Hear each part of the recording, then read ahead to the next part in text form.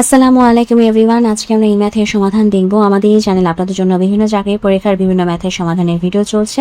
Kindly আমাদের চ্যানেলটিকে subscribe করে দিবেন। তো চলুন এখন আমরা আমাদের আজকের সমাধানে নেমে পড়ি।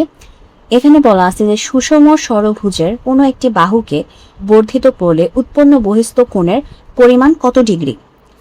আচ্ছা, এটার একটা সূত্র আছে যে সুষম ষড়ভুজের একটি বাহু যদি বর্ধিত করি তাহলে আমার উৎপন্ন কোণের পরিমাণ হয় 360 ডিগ্রি ডিভাইডেড বাই যেহেতু ষড়ভুজ তাই এখানে কয়টা বাহু থাকবে, 6টা বাহু।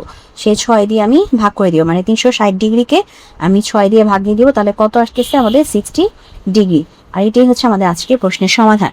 এটা খুব সহজ, কারণ এটা একটা সূত্রের মাধ্যমে পড়ে যায়।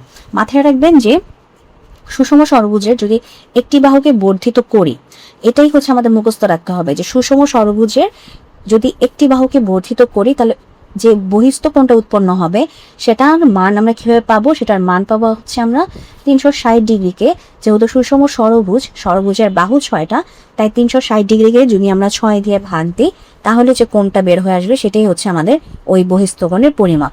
তো এটাই ছিল আমাদের আজকের প্রশ্নের সমাধান। তো যদি ভিডিওটি ভালো লাগে অবশ্যই ভিডিওতে লাইক দিবেন, চ্যানেলটিকে সাবস্ক্রাইব করবেন। ভালো থাকবেন।